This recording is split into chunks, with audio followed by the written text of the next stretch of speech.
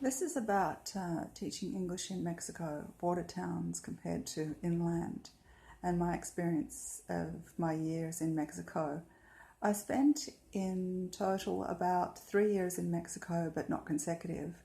And what I can say about it was that the schools that are located along the United States border have different aspirations of the students than those that are living further inland.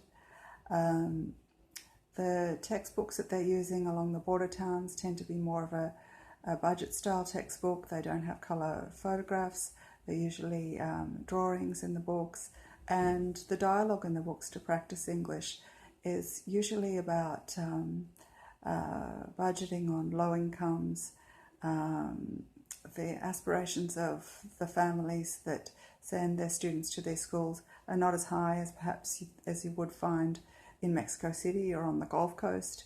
They're looking to get across the border in Texas or any of Arizona, any of the border states, maybe California, and they feel that if they make it across there and they're able to prosper and build a home, have a family home there, then they're in America. But often these communities, these are the ones that I have visited in the United States, most of the people there are Spanish speaking, and so um, in the sense of being part of Greater America as a whole, they're not really experiencing what you would say in Chicago, New York, or Seattle.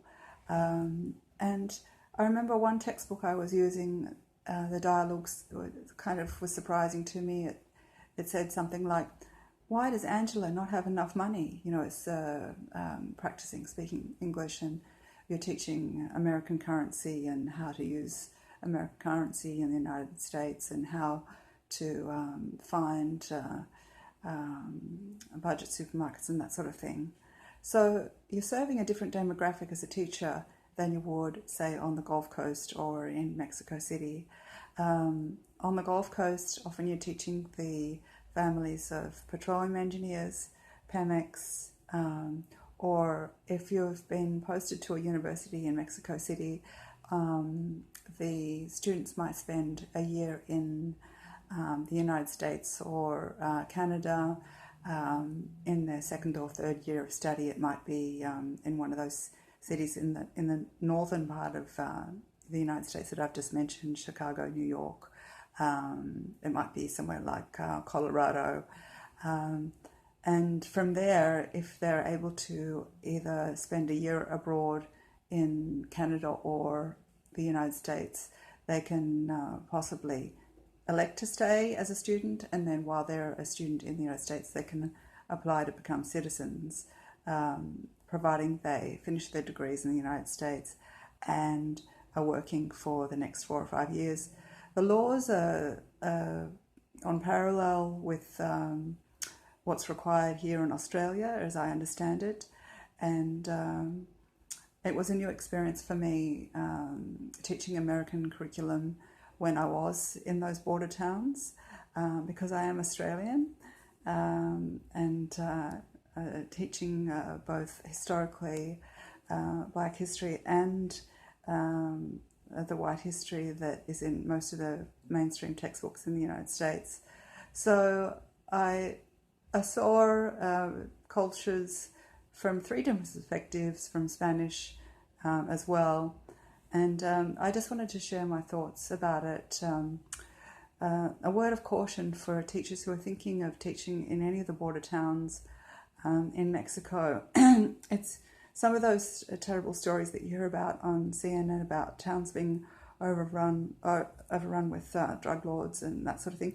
They're actually true, and so in an effort to provide a better life for the next generation, their children, schools are often purchased with money that has come from those activities, and that's the reality. So if something is to go wrong, or they decide that you're not going to be an attaché to be an immigration mule in the way that they would like, having contacts in the United States to help them cross the border without too much trouble, then they might just replace you with another teacher that has a sister in their family who's a lawyer, or a brother who's in Congress or something like that. So if you're from a middle class family and you're an ESL teacher, and you don't have those immediate contacts in your family, just be warned that could happen at any time.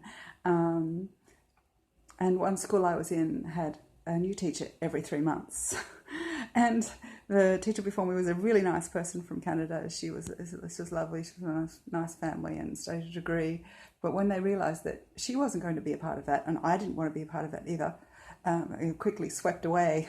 And then they get somebody else. So until they find that person, that's the way things unfold, unfortunately.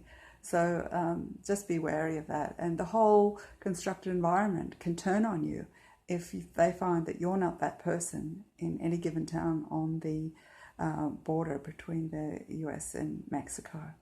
All right, thank you.